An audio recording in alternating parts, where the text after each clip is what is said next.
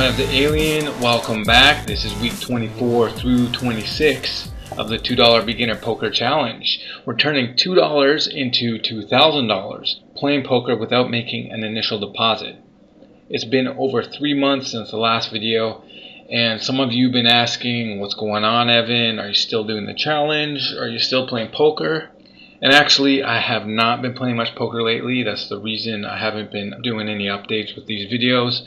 The last video in the series was around here at $800, and that was at the end of week 23. At that point, the bankroll total was $793, including rakeback, which is 40% of the way to the $2,000 goal. And that was about 4 months ago. And after that, I played NL10 for about 3 weeks, which we'll look at in a minute.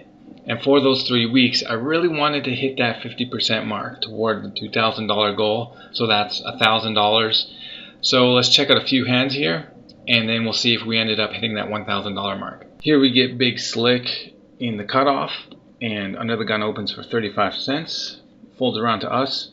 Now his range should be kind of strong here because he's under the gun, but it is a 6-handed table. Looks like there's a few empty seats there. This guy looks kind of loose so far. Over 63 hands, he's playing 30-18, so his range probably isn't super strong, and I just thought to flat. Now maybe 3-betting is better. I really don't know. It's one of those situations where I need to do more work off the table looking at ranges and playing with the math, but I think either one is fine. And it folds around, so we're heads up with this guy in position.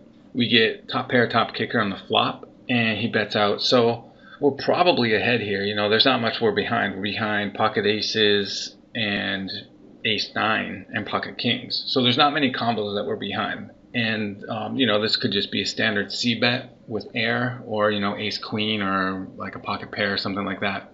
Anyway, we'll call. We don't want to raise. If we raise, he's going to fold hands like ace-jack, and he might fold, you know, pocket eights or pocket queens, pocket jacks, stuff like that.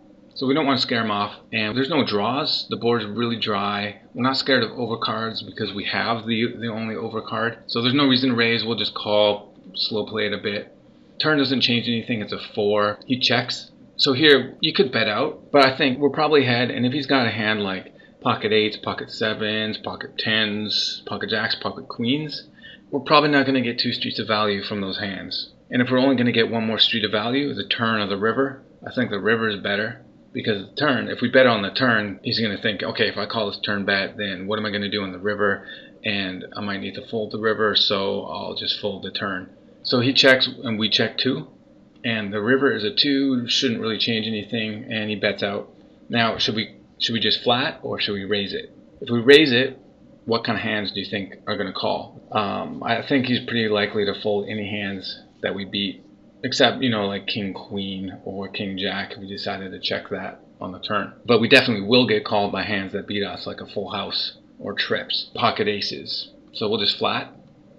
And turns out he was ahead of us the whole time. He had pocket aces. I think we dodged a bullet there.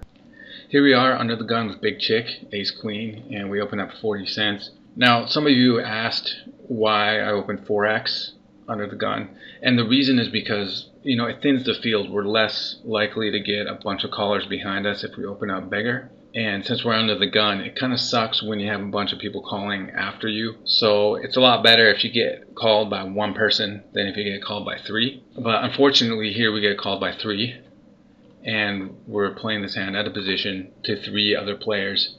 It's a good flop for us though. We hit top pair, top kicker, and we bet out. I think this should be a little bigger actually, maybe like $1.20, $1.30, because we're out of position and it's multi-way. We want to thin the field. We don't want to see the turn or the river against more than 1 player here. So it should be a little bigger, but we do get heads up with this guy, and we hit top 2 on the river, on the turn. So let's stop for a minute and think about what this guy might have. Over 65 hands, he's playing 50/2. So he looks pretty loose, pretty passive. His aggression factor is 0.4. He's limping all the time, half the time. So looks like a pretty bad player, pretty loose. So what can he have that beats us? If he had pocket 2s or pocket 4s on the flop, then he's ahead, and he'll probably get a lot of money from us. But we're most likely ahead. Now, what kind of hands might he have that he can continue with here? If we bet out and he's got pocket jacks or like pocket eights, something like that, he may or may not call. Really depends on the player. Could we get 3 streets of value from pocket jacks or lower? Maybe not. But he also could have a draw. You know, he's really loose, so he could have a straight draw, you know, with that 2 and the 4 down there, or a flush draw. There's a lot of stuff he can have, and he can have, you know, random queens, or he might have had, you know, like ace 10, and then he just hit the ace on the turn. So I think there's a lot that he can call with here that we beat, and we should definitely bet out to get value from those hands and to charge draws. We don't want to give him a free card. So he calls, and the river, that shouldn't really change anything. Now the question is, do you bet out here or do you check? So if we bet out, is he going to call with worse hands? Is he going to call with Queen X? Maybe. Is he going to call with Ace X? Yes, most likely. All his draws are going to fold anyway, and he might fold hands like pocket jacks or pocket eights. And so I decided to check here, and actually I think that's a mistake because, you know, we're most likely ahead, and there are a few hands that he can call with that we beat. And this is the main point, which I didn't think about during the hand. If he happens to have pocket 4s or pocket 2s, the set, and we're behind, look at his stack. He's got $5 left. The pot is $8. He's going to bet, you know, $4 or $5, and I'll probably call anyway. So we may as well bet out. If we are ahead of him, there's a decent chance he's got something they can call with here. And he checks behind, and we win the pot. He's got Queen 10. Some tighter and more disciplined players probably would have folded if we bet on the river there.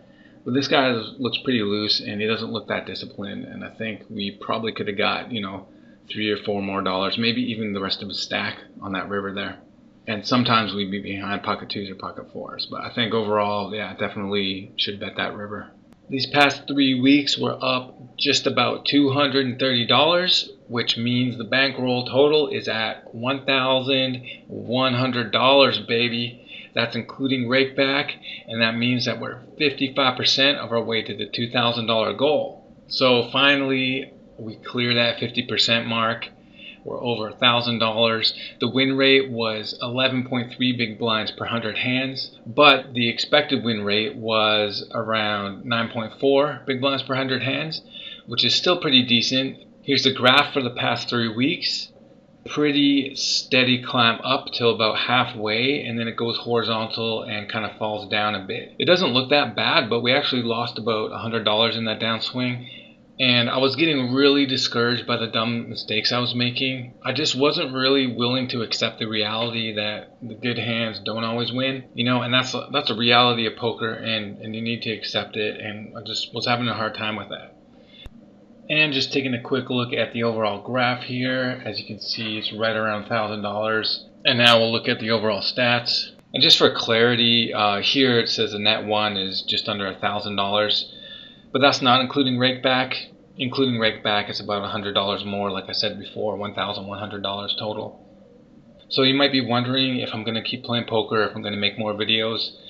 And honestly, I'm not sure. During that period where I stopped playing about 3 months ago, I kind of lost interest in poker. And I was feeling really nervous when I was playing, and I was making bad decisions, feeling kind of stressed out. But making this video and reviewing the hands kind of got me excited about poker again. So in the next week or two, I might throw up a few tables and see how I feel. And I don't have any income at the moment. I'm living off savings, so a bit of poker money would be nice. If I do start playing in the next few weeks, I will try to upload a video and update the challenge. I've also had quite a few requests to make a video explaining my HUD setup, so I might do that too. Keep an eye out. Check out my channel. There should be a link on this page so you can see what kind of videos we got up there. So you can find me on Facebook and Twitter as Ev the Alien. Hit that subscribe button so if I put out another video, you'll see it. And if you have any thoughts about either of the hands you just saw, I'd love to hear what you think. Just put a comment below. I'm Ev the Alien. Get eating good, and hopefully see you around.